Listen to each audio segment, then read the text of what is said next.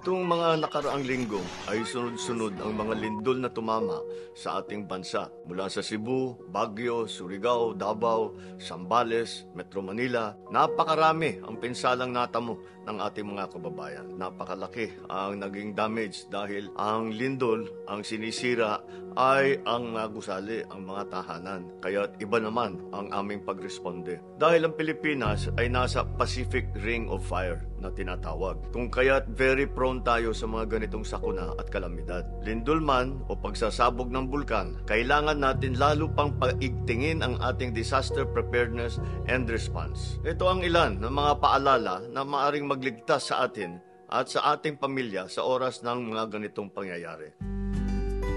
Unang-una, magplano. Magkaroon ng plano at alam ng bawat miyembro ng pamilya kung ano yung plano na yun. Pati na yung mga kasambahay. Saan ang evacuation area? Saan tayo tatakbo? Saan ang meeting place kapag lumindol? Saan pa pupunta? Saan tayo magkikita-kita? Para pati yung nasa labas ng bahay, pagka linindol, alam nila kung saan tatakbo, makita ang kanilang pamilya. Siguruhin na isa itong safe na lugar. Turuan ng mga bata kung ano ang dapat gawin nila kapag may lindol.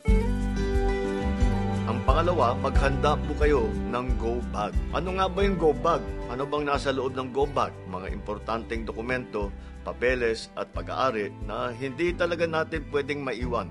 Ilagay din ito ang mga basic survival item tulad ng mga pagkain, delata, biskwit, tubig, first aid kit, napakahalaga. Mga gamot, iyan pa, emergency hygiene kit, flashlight po, pito, lighter at iba pa. Maaari rin ito lagyan ng rugged phone o kaya mga radyo. At mas mainam kung makakapaglagay din ng emergency cash sa inyong go bag. Pag kailangan tatakbo, nakahanda na yan, hindi na kayo maghahanap at mangungulekta ng inyong mga gamit. Nandyan na lahat ang mga importante, basta't kukunin na lang ninyo sabay alis para hindi na kayo ma-delay doon sa loob ng isang building o sa loob ng inyong bahay. Ngayon, nakikita natin, mga LGU natin, ay may mga kanyang-kanyang proyekto para magbuo ng go bag. Sundan nyo po yun. Nandun po lahat ang pangangailangan natin sa emergency.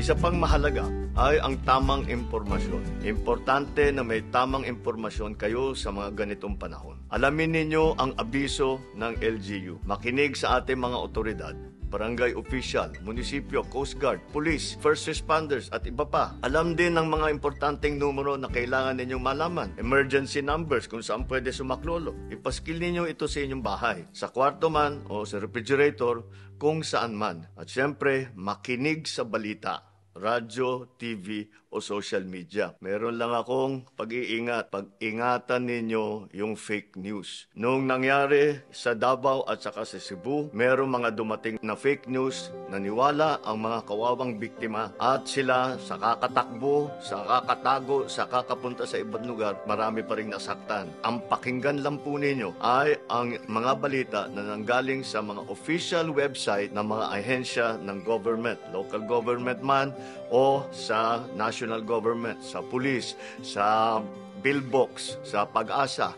Doon po kayo makinig. Huwag po kayo makinig sa hindi nyo nalalaman kung saan galing na balita o na impormasyon. Sa amin naman sa pamahalaan, patuloy din ang maagap na paghahanda. Sa DSWD at kahit mga local government unit, ating mga food pack, mga go bag, ready na po yan. Nakadeploy na sa ating mga warehouse. Ang communication at information drive ng ahensya ng pamahalaan ay pinaigting na rin para may mas kaalaman ang ating mga kababayan. Ang mga pulisiya natin sa pagpapatayo ng mga gusali ay kailangan sundin at isagawan ng mga buong katapatan. Bahay man yan, tulay, building o kahit anong infrastruktura, kailangan sumunod. May mga nakatakda tayong safety standard mula sa pagsusuri ng lupa hanggang integridad ng mga itatayong struktura.